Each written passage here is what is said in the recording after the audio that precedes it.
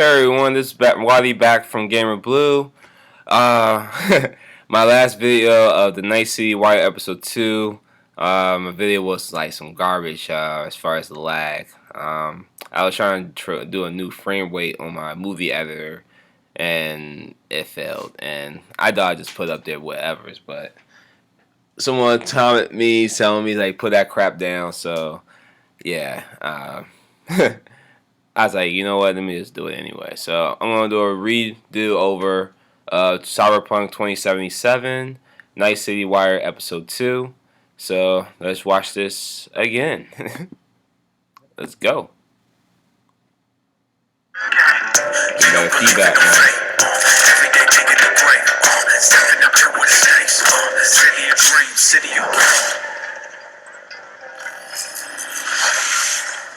Hello and welcome to episode 2 of Night City Wire. This is the show from us at CD Projekt Red, where we talk about all things Cyberpunk 2077. In today's episode, we're going to be deep diving into life paths and showing you a brand new gameplay video, as well as having a chat to Philip from our quest team. Then we're going behind the scenes and taking a look at how Refused are bringing the band Samurai to life. And then we're showing you another new gameplay video and having a chat to Pavel, our senior gameplay designer, about just some of the tools of destruction that will be at your disposal in Night City. So let's get started. Street Kid, Nomad, or Corpo? Which will you pick first?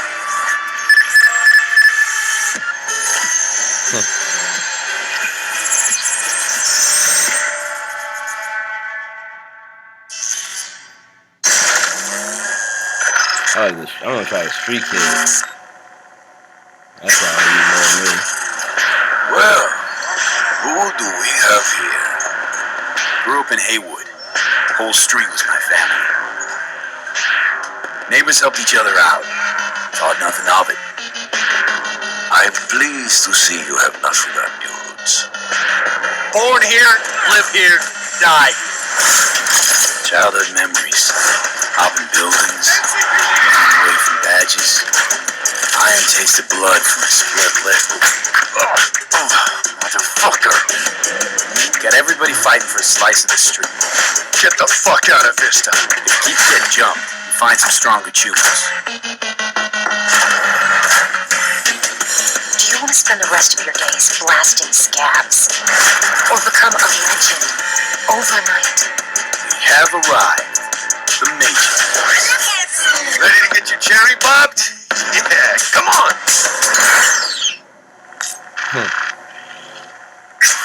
My childhood, let's see. Racing my bobber for the first time through the hills. Oh, and first kiss in the middle of a synth cornfield. We nomads choose who to make our family. A choice forges strong bonds and a higher duty that stands solid as an old oak. My family's in pieces. That's why I'm headed for Night City. Makes you an outcast among outcasts. Miss this, you know? Camaraderie. I know. I saw it in your heart the first time we met.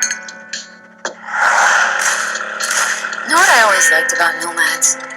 Your taste, no, hunger for freedom. Not easy to come by in Night City. Corp's got their grubby claws and everything.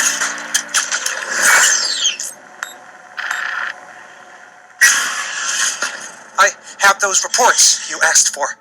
They were supposed to be ready yesterday. The world's going to tear us apart when the word gets around. The world's never going to find out.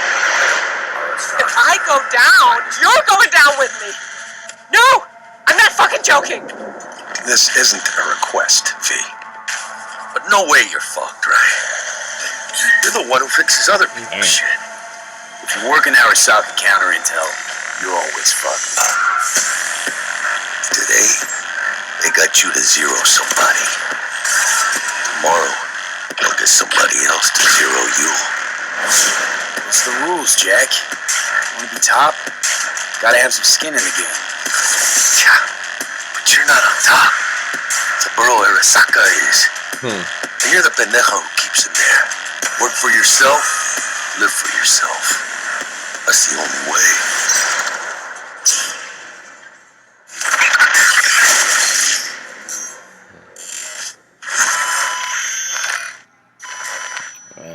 I'm gonna try all of them. Philip, it is so good to see you again. It's actually been a while since I've had a chance to interview you about Cyberpunk.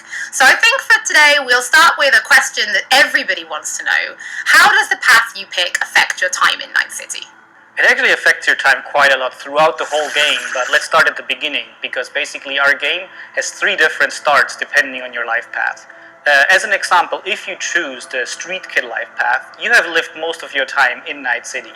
You know the streets, you know the gangs, you know the slang, you kind of know what's going on in the, let's say, lower life aspects of the city, which can of course give you lots of good opportunities also later on in the game. But if you start as a nomad, you actually used to be part of a nomad clan and a nomad family, because nomads that roam the deserts around Night City, that we call the Badlands, actually value their family above anything. But for one reason or another, you actually left that family behind, and now the beginning of the game for you will actually be how to get into Night City and how to make a new life there. Then you can also choose to actually be a corpo and choose the corporate life path.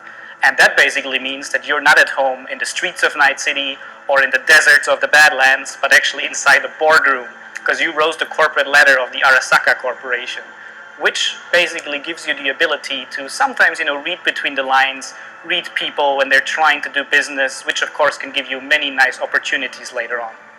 So this isn't just about the start of the game. Can you maybe help people understand how this translates into the gameplay? Yeah. So the thing is, we make Cyberpunk a real RPG, and part of that is that you can play your character from the start to the end. And of course, we have these life paths affecting the beginning of the game, but we wanted to make it so you have your life path opportunities throughout the whole game until the game is over. And as an example, we do that by giving you additional options in dialogues. So I can give you one specific example. And this is a mission where you have to steal a flathead robot from the Maelstrom gang. Basically, those Maelstormers stole that flathead before from a corporate transport, and the owner of that corporate transport, Meredith Stout, wants you to do something else. And this is an optional objective. And even within that objective, we want to give you some options. So as an example, if you have a corporate life path, you basically know what Meredith Stout is really about. You can read between the lines, and you can get some additional options that maybe actually later enable you to do a completely different thing with the Maelstrom gang. And if you're a nomad, you know exactly some more details about how these Maelstormers would have even been able to steal a robot like that from Meredith Stout, who's part of the very powerful Militech Corporation. As a street kid, we as an example don't give you a specific new dialogue option in that dialogue, because as a street kid, you do not have a lot of experience dealing with higher up people like Meredith Stout. But we want to give you additional options that fit your life path very well. So later when you actually talk to the Maelstrom gang, one member of the gang offers you some illegal substance, but as a street kid, you actually know what this is about. You can talk some shop with him, and that might actually make that character like you a little bit more. Okay, so Philip, I do have a couple of extra questions for you based on the video we just saw. And the first is about nomads. So the nomad life path, this starts in a place called the Badlands. Is this somewhere you get to visit even if you don't pick nomad to start with? Yes, absolutely. So the thing is, Night City is surrounded by this huge landscape that we call the Badlands, and you can go there whenever you want. So as an example, if you actually do play the Nomad life path at the start and you are in the Badlands, you can even see Night City on the horizon. Wow. And we want to give you the option later in the game, if you want, you can just take your car and drive out of the city. You can go there whenever you want. The thing is, you might not want to, because the Badlands can be a pretty dangerous place at first, because time has not been very kind to the Badlands. There have been many wars in the past, there's global warming, so most people that do live out there don't really have another choice about it, or are nomads that love this life and are all about it and are very battle-hardened. We of course also want to tell their stories, because we want to tell many different stories throughout the cyberpunk genre, which means that you will also find missions that lead you out in the Badlands, or where you deal with the people living there. So Philip, can you tell us a little bit more about the character Padre? He's the guy we see giving his business card to Street Kid V in the video. Who is this man? Yeah, so Padre is actually one of the fixers in Night City. And fixers are people that work as intermediaries. So if someone who has a lot of money needs a problem solved, they go to a fixer. And a fixer then finds people who can solve that problem. And these people are people like you, the cyberpunks. Fixers are very territorial. So Padre specifically works from Haywood, which is where you as a street kid grew up in, so you already know him.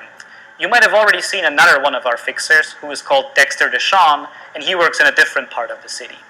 So specifically Padre, you might know him as a street kid, but even if you played other life paths, you might sooner or later meet him, because he's operating in Haywood, which is a pretty big place with many good jobs, so if you want to make some cash there, you will sooner or later deal with Padre. Philip, thank you so much for joining us. Now, on my first playthrough, pretty sure I'm going to be picking Nomad, but for those watching, we would love to know what you'll be picking, so have a think about it and send us a tweet. Don't forget that later in this episode, we're going to be showing you another new gameplay video and having a chat to Pavel, our senior gameplay designer, about just some of the tools of destruction that will be at your disposal in Night City. But before that, let's talk about music, because music plays a huge part in bringing Night City to life.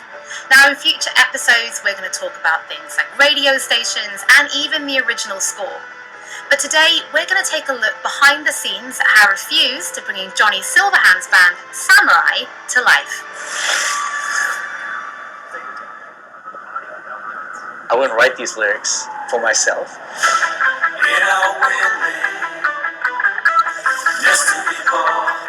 So it's kind of interesting to get into like the mindset of who is this character and what would they write about, or what's their agenda. Oh, nice. It's interesting to try to like catch a language that's his and try to catch a language that's like part of this game.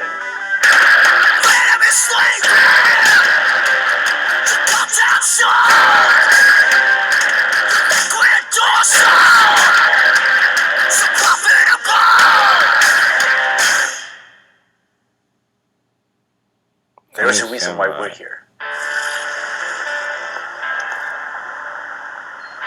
Oh yeah, this part of the show has to do with music. It was Piotr maybe who was a fan of the band. He knew Refused and he knew my voice and he said, oh, that's a perfect voice for Johnny.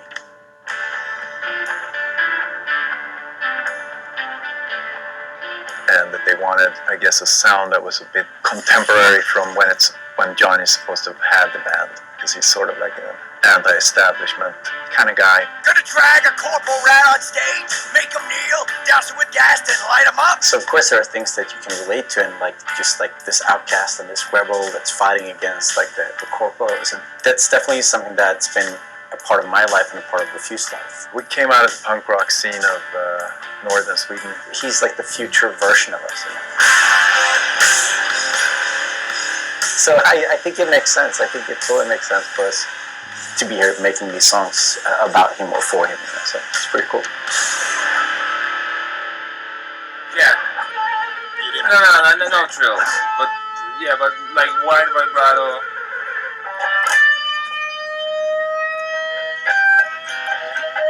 And then, just sort of feel, Yeah. slowly build sort of intensity.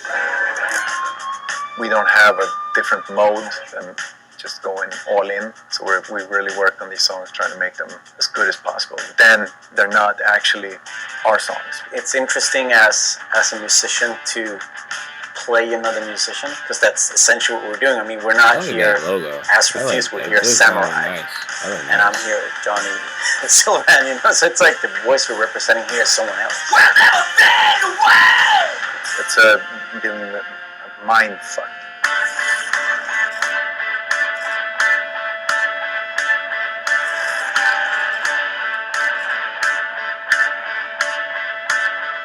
PARASIT Studio.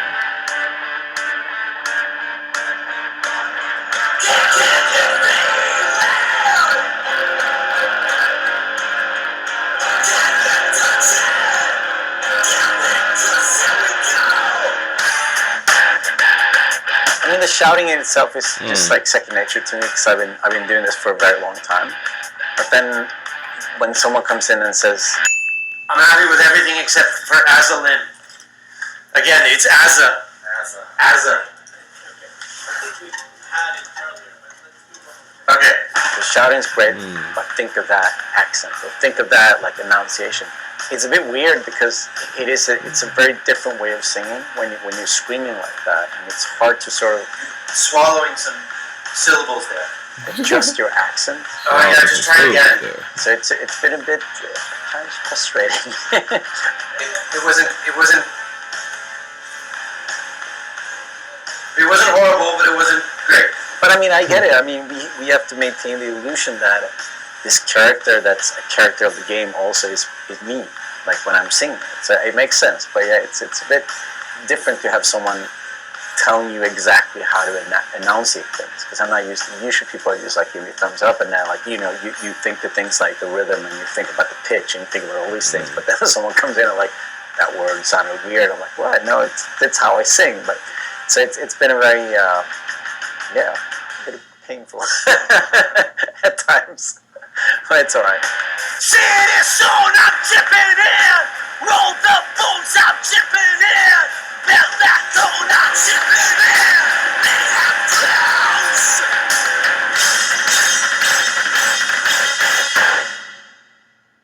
It's a very interesting thing to be part of. As a person that's not a gamer, I don't think I fully understand the impact that this might have. If people like these songs and if people are excited, it fits the vibe. I mean, we are spending a lot of times trying to get this right, trying to get it to sound like, you know, like Samurai would sound, you know. So it's quite interesting. It's a very different way of making music, actually.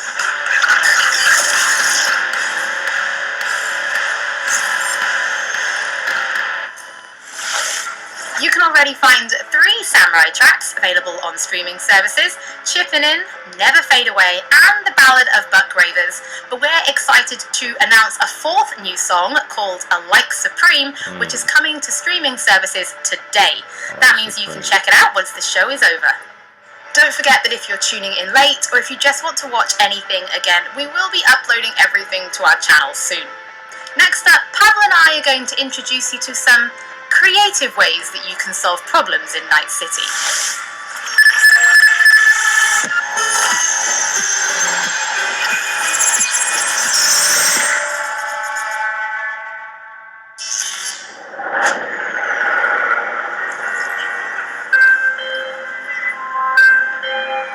Hey V, I have a job for you. A client of mine is making an arms deal. He needs protection. It could get hot, very hot. The gun dealers on Maelstrom.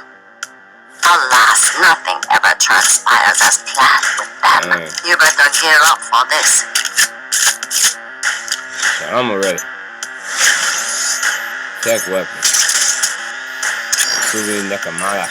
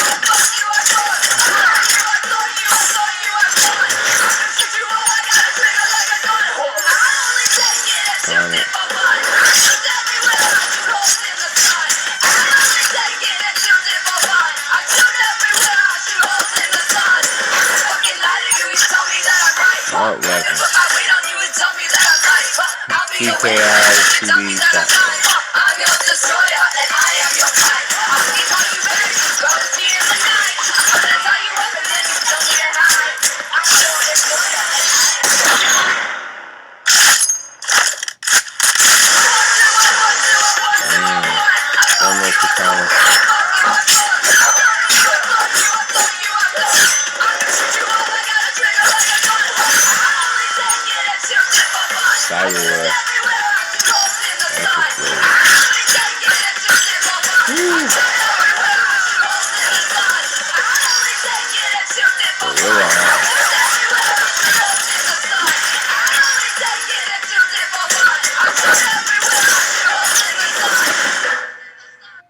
So V, are you willing? Yeah, I'm in.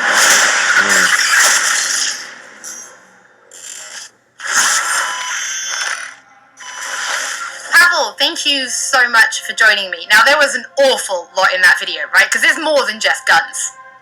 Absolutely. We have melee weapons, we have ranged weapons, we have cyberware, we have offensive cyberware, defensive cyberware, armor. We could talk for hours and hours about this stuff. I think just for today's episode we should keep it simple and let's just talk about guns. Can you tell us the different types of guns that will be in the game? So we have three distinct types of guns in our game. We have power weapons, we have tech weapons, and we have smart weapons. Now, power weapons are the most similar to contemporary weapons. One thing they can do, which normal weapons cannot, is ricochet bullets off of surfaces. So you can hit somebody hiding behind cover or hiding behind a wall. Now, tech weapons, on the other hand, use electromagnetic power to propel a fully metal projectile to extreme velocities. What that allows them to do is to punch through cover or punch through walls to hit somebody who's not even aware that you're there. Smart weapons use guided missile technology to actually track targets in real time. So you can hit somebody who's dodging, running away from you, or you can hit somebody who's hiding behind cover. So Pavel, Cyberpunk doesn't just contain FPS elements, right? It's also a fully fledged RPG. So can you tell us how you guys approached introducing those RPG elements into gunplay? So I can tell you one thing, Holly, it wasn't easy to merge those two elements together. Now, we've spent a considerable amount of time merging the RPG and FPP side of our game. What the player will experience is that V changes from a small-time mercenary to a legend in the world of Night City. V becomes more and more proficient in using weapons as the game progresses. So they will see that reload times become shorter, the accuracy of your weapons grows, you will have faster aiming time, you will move faster with your weapons, everything becomes more in your control, and that gives you more opportunities to defeat the biggest encounters that we've designed for you. So they level up. So I have prepared a few extra questions for you, Pavel, if you're feeling up to it. Of course. With the weapon. Okay, well the first is going to be, how do you find more weapons in Night City? Like, where will players be looking for them? So I expect the players to look everywhere for new and exciting weapons. You can, of course, buy weapons at vendor shops, and they will house an entire catalog of weaponry that you can get. However, the best weapons that you can find will be taken from enemies or loot caches that we have everywhere in Night City. The weapons rarities range from common through uncommon up to rare and then legendary. And as they go in rarity, they actually climb in power. However, legendary weapons are very specific in such a way that they possess unique abilities that you will find on no other weapons in the game.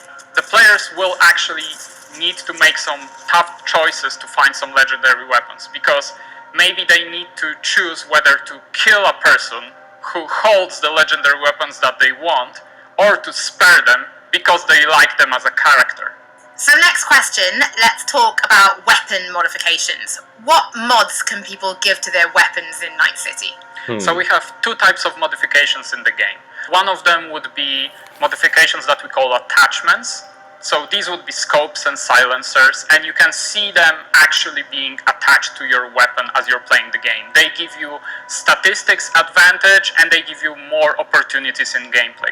The other part of mods would be software mods. Now these are basically small chips that you install in your weapon, and they actually change the statistics of the gun.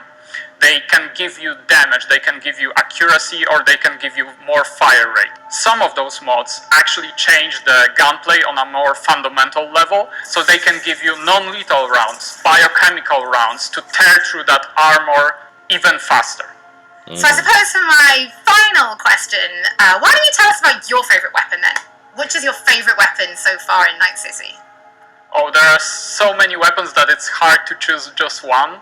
But I can mention some manufacturers with their weapons that I absolutely adore. The first manufacturer would be Tsunami Defense Systems, who produces the sniper rifle Nekomata. That's a tech sniper rifle. That means that it can pierce through walls, so you can actually hit somebody who's hiding behind cover or who doesn't even know you're there. Of course, I also like a close quarters approach, and what that needs is a shotgun. One of the shotguns that we have in the game is Budget Arms Carnage. Now that thing is cast from pure steel and it weighs a ton. However, you can cut a person clean in half with it. Another shotgun that I absolutely love, it's for a more refined approach, I would say, is a smart shotgun, Kangtao Zhuo. That thing has 8 barrels, and that means it can track 8 targets independently. Now, killing an entire room was never simpler. Pavel, thank you so much for joining me. Thank you for having me. I'm actually pretty interested to see what kind of weapons people discover when they play Cyberpunk for themselves. Before we end episode 2, this is a reminder that those who wish to dive deeper into the lore can now pick up The World of Cyberpunk 2077. This is a brand new book created in collaboration with Dark Horse Books that will give you an extensive look at what makes Night City tick before jumping into the game this November. That is it for today's episode. Thank you so much for joining us. Don't forget that if you've missed anything or if you just want to watch again, we will be uploading everything to our channel shortly. Thank you so much for tuning in, and we'll be back with Night City Wire Episode 3 soon. That's probably coming out maybe another week. But yeah. That statue looked nice too. And he had one with Keanu Reeves.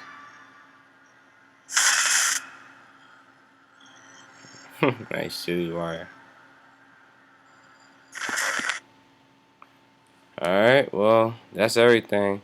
I was thinking, like, as far as those weapons, it's possible they can probably do something like you can merge a smart weapon with, like, you know, a cyberware or something like that. And, like, you can attach it to your arm or what, you know? Or you can custom build like a thermal blade, have like something like electric shock or something. If it'd tell you they had like those different types of combinations, as well as improving your way to use the weapon, moving around, things like that. So it seemed like the character levels up. I don't know how they level up. I guess from missions. Or just level up from the amount of kills and you get experience points or something. But I don't know. But, can't wait till I find out on November 19th. But alright, this is Waddy from Gamer Blue, Cyberpunk 2077, Night City Wire Episode 2. Can't wait for Episode 3. Alright, we'll be back. Peace.